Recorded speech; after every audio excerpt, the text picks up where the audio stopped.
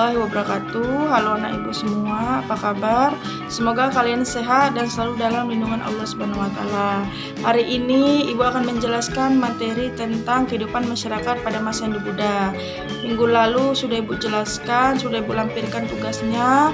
Nah, sekarang ibu hanya melanjutkan sambungannya. Ibu belum menjelaskan tentang sub-sub dari bagian bidang yang ada pada sejarah masa Hindu Buddha, dan di sini akan ibu jelaskan pada sub-subnya itu pengaruh Hindu Buddha mempunyai sejarah peninggalan-peninggalan dalam berbagai bidang. Yang pertama itu dalam bidang keagamaan, yang kedua dalam bidang sosial, dan yang ketiga dalam bidang politik, dan keempat bidang pendidikan, dan kelima bidang sastra dan bahasa, dan yang keenam bidang arsitektur. Nah, di bagian bidang-bidang itu akan ibu jelaskan sedikit apa isi kandungan pada sub-sub bidang tersebut. Nah, kalau bidang keagamaan di situ dia Indonesia memiliki kepercayaan berupa pemujaan terhadap roh atau nenek moyang. Kepercayaan tersebut memiliki dua sifat. Yang pertama, sifat animisme. Animisme itu suatu kepercayaan terhadap suatu benda yang dianggap memiliki roh atau jiwa makhluk halus. Nah, dan kalau yang kedua, dinamisme. Dinamisme itu suatu kepercayaan bahwa setiap benda memiliki kekuatan gaib.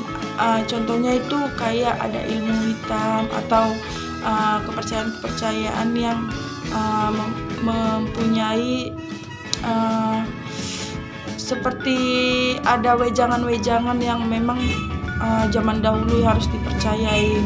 Dan kalau yang bidang sosial itu ibu akan jelaskan di situ dia sistemnya mengenal kasta. Nah, pertama kasta Brahmana, dan yang kedua kasta Ksatria, dan yang ketiga kasta Waisya.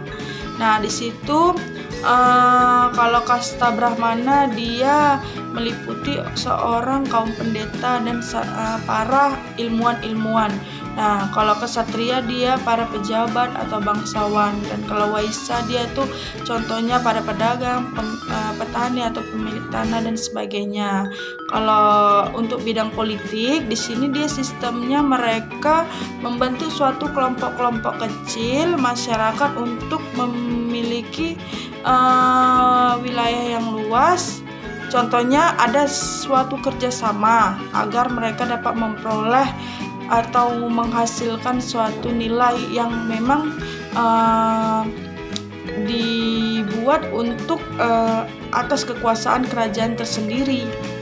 Dan kalau bidang pendidikan, di situ lembaga pendidikan seperti asrama merupakan salah satu tempat mereka menaungi atau mempelajari suatu bidang keagamaan. Nah, untuk yang kelima bidang sastra dan bahasa. Di situ dalam bidang bahasa dan sastra pada zaman dahulu mereka lebih menguatkan pada seni. Nah, mereka lebih ke kerajinan atau membuat suatu corak seni dari sejarah-sejarah yang dahulu. Dan kalau untuk bidang arsitektur itu mereka mengkaitkan pada zaman Megalikum. Di situ merupakan salah satu peninggalan arsitektur, peninggalan di bidang arsitektur maksudnya. Nah, sekian dari pembahasan ibu, semoga kalian pahami. Bila kurang paham tolong tanyakan ke ibu, dan di sini ibu lampirkan soal uraian. Semoga kalian bisa menjawabnya dengan baik menurut pendapat kalian masing-masing. Sekian dari pembahasan ibu ucapkan terima kasih.